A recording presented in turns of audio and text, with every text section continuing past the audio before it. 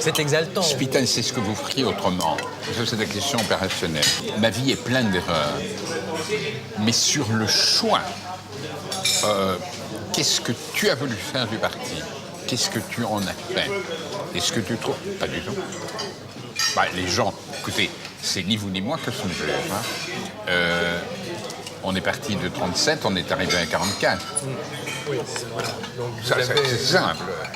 Malgré tous les gens qui vous mettaient des bâtons dans les roues, puisqu'alors que vous étiez président, André Coles disait déjà « Philippe Moureau, prépare-toi, le traître va partir ». Et vous êtes resté jusqu'au bout. Quel souvenir avec André. Un homme quand même ambivalent. Et, enfin, c'est en même temps lui qui vous a permis d'être là où vous êtes arrivé. Et en même temps, après, c'est lui qui aurait voulu que vous ne soyez plus. C'est peut-être sa dernière interview. Je crois que c'est à Charleroi ou à Namur. Un journaliste le suit. Il dit, on dit que vous complotez contre celui. Et puis il a cette réflexion très style Cossien. Il dit, Spital, mais c'est moi qui l'ai fait. En partie, c'est vrai. Et donc, autant vous avez parlé de quelqu'un tout à l'heure vis-à-vis desquels je demeure très réservé. Philippe Moureau, oui. Autant pour André... Il y a de tout, quoi. Il y a de la gratitude et du regret. Mais vis-à-vis de lui, vous me dites, vous prenez ou vous êtes... Je prends. Vous prenez, oui. Quand je parlais d'exaltation, je me rappelle... Et croyez, justement, à l'époque, le caricaturiste du soir en a bien profité. Je me rappelle avoir lu les comptes rendus de cette grande fête que vous avez organisée au lendemain des élections 87-88 à l'Auto World, où vous étiez, effectivement, le Parti Socialiste n'avait jamais été aussi haut. Et vous vous trouvez au-dessus d'un escalier, on fait la file presque pendant 1 heure pour venir vous saluer. Est-ce que là, alors, vous allez peut-être me dire que tout ça n'était pas prémédité, mais ça fait, bon, si pas Louis XIV, en tout cas, on se dit, si vous me permettez cette familiarité, est-ce qu'à ce moment-là, grisé par la victoire, il n'a pas pété un câble, quoi? Olivier, qu'est-ce que j'ambitionnais? Rien. Je savais bien que je ne pouvais pas être Premier ministre. J'étais très fier, peut-être trop, bon, mais du rôle et de la conception que le Parti Socialiste devait avoir de sa responsabilité. Alors, vous me dites, j'ai un Spital, est-ce que vous n'en avez pas fait un peu trop? Peut-être, mais je veux dire... la réception de notre loi n'était pas le tremplin pour obtenir quelque chose. Non. Je voulais que ce soit la consécration du rôle. Consécration. Ah oui, voilà. Oui, mais du rôle. Oui, bien entendu. Que le parti qu'on ne prend jamais au sérieux. Mais je parle de la mise en scène. Hein. Je parle l'idée de rassembler tout le monde me semblait finalement une très bonne idée. Je disais juste... le fait que j'étais seul en haut de l'escalier. Oui, enfin, ce côté, voilà, on fait 1 heure. Voilà. Oui, il y a une caricature de Royer. Formidable, frère d'Avignon, les commentaires. Baiser ma bague, enfin bon. Voilà.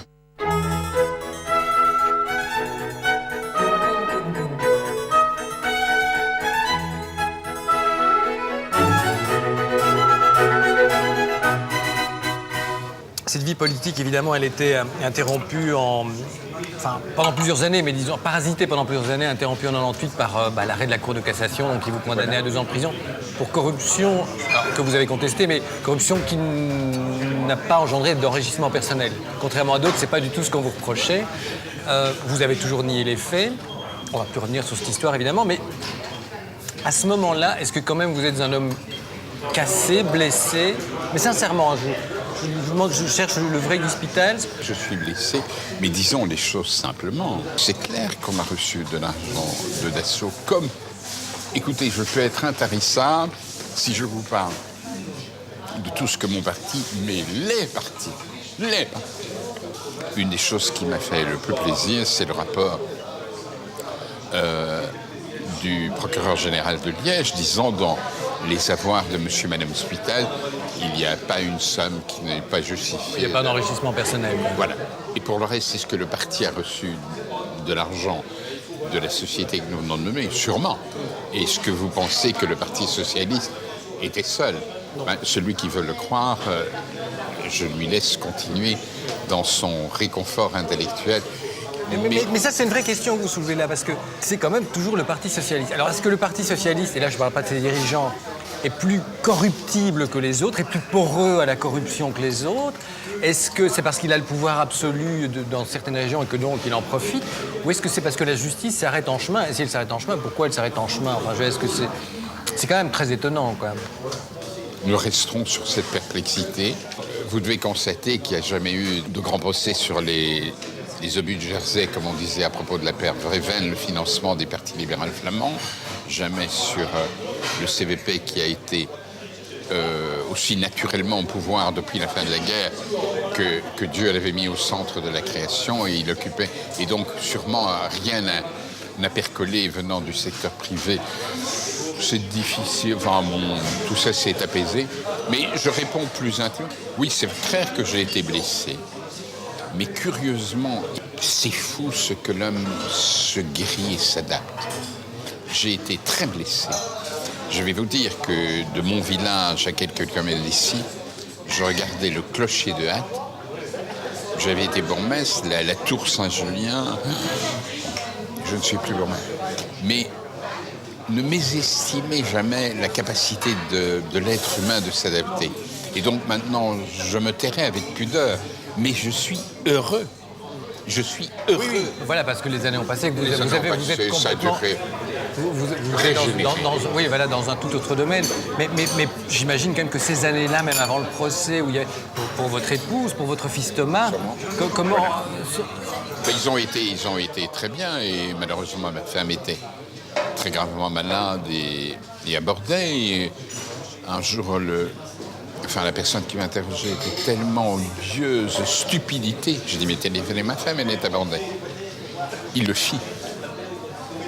Et donc, Thomas, qui était jeune, n'avait pas besoin de ça non plus, mais ça s'est très bien passé. Mon fils, ma belle-fille, très solidaire. Oui, c'est ça, il n'y a pas eu de suspicion à ce moment-là, où il n'y a pas eu de... Quoi, de mes enfants disant qu'est-ce qu'il a fait? Oui, c'est ça, voilà. Ou simplement, enfin, dans quel milieu évolue-t-il? Est-ce que c'est ça mon père? Enfin, il y a une vraie solidarité. Thomas était... Oui, non. Ah non, pas de dessert, c'est mauvais à notre âge. Un café. Un petit café? Non, pas à son âge, mais au mien. Si, mais il faut que je fasse attention aussi. Oui. Un petit café. Un petit serré, oui. Un petit café. Un petit serré. Vous pouvez mettre des petites mignardises, du chocolat, mais... Bien sûr. Sans chocolat, je vous dis. Certainement. Mais un petit café, oui. Imaginons que vous êtes dans un palace à l'autre bout du monde. Il y a 2 places au restaurant. Une à la table de Philippe Moureau et l'autre à celle de Jean-Claude Van Damme. C'est le bodybuilder, acteur belge qui parle français avec un accent américain prononcé. Je fais quelques pas dehors. Quelques pas dehors. Prenez l'air. Je prends l'air. Alors, vous avez oublié toujours dans ce palace tous vos livres de politique internationale chez vous, à Hatt, et dans la bibliothèque de votre suite, parce que vous avez une suite quand même, c'est quand même l'Hospitals. Vous devez choisir entre la Bible ou la série noire. Avec de très bons épisodes de la série. Aucune hésitation, la Bible.